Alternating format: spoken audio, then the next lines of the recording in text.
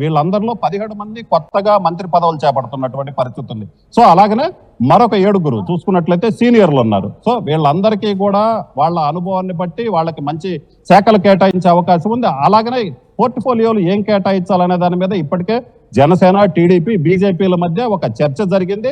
So ఈ నేపథ్యంలోనే వీళ్ళందరినీ మంత్రులుగా తీసుకోవడం జరిగింది. వీళ్ళందరికీ శాఖలకు సంబంధించి కూడా పూర్తి స్థాయిలో ఒక క్లారిటీ ఉంది. చంద్రబాబు ఆఫ్టర్ లంచ్ తర్వాత మంత్రివర్గంలో ఎవరెవరికి ఏ శాఖలు కేటాయిస్తారనేది మరో 2 గంటల్లో అయితే తెలిసే అవకాశం ఉంది.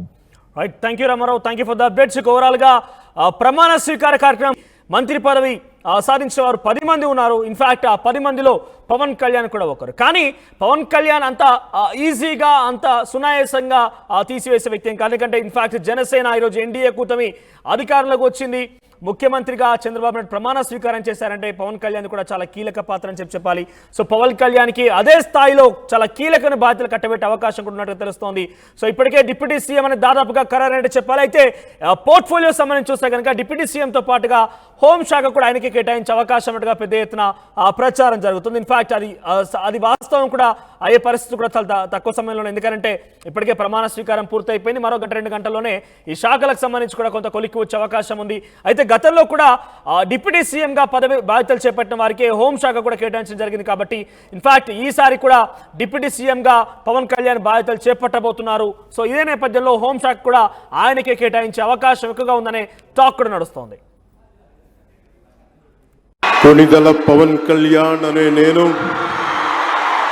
శాసనం ద్వారా నిర్మితమైన భారత రాజ్యాంగం పట్ల నిజమైన విశ్వాసం, విధేయత చూపుతానని, భారతదేశ సార్వభౌమాధికారాన్ని, సమగ్రతని కాపాడుతానని, ఆంధ్రప్రదేశ్ రాష్ట్ర మంత్రిగా నా కర్తవ్యాలను శ్రద్ధతో, అంతఃకరణ శుద్ధితో నిర్వహిస్తానని, భయం కానీ, పక్షపాతం కానీ, రాగద్వేషాలు కానీ లేకుండా రాజ్యాంగాన్ని, శాసనాలని అనుసరించి ప్రజలందరికీ న్యాయం చేకూరుస్తానని దైవ సాక్షిగా ప్రమాణం చేస్తున్నాను.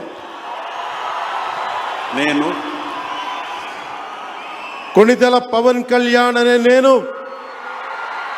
ఆంధ్రప్రదేశ్ రాష్ట్ర మంత్రిగా నా పరిశీలనకు వచ్చిన లేదా నాకు తెలియవచ్చిన ఏ విషయాన్ని, నా కర్తవ్యాలను సక్రమంగా నిర్వహించేందుకు అవసరమైన మేరకు తప్ప ప్రత్యక్షంగా కానీ పరోక్షంగా కానీ ఏ వ్యక్తికి లేదా వ్యక్తులకి తెలియపరచనని లేదా వెల్లడించనని దైవ సాక్షిగా ప్రమాణం చేస్తున్నాను.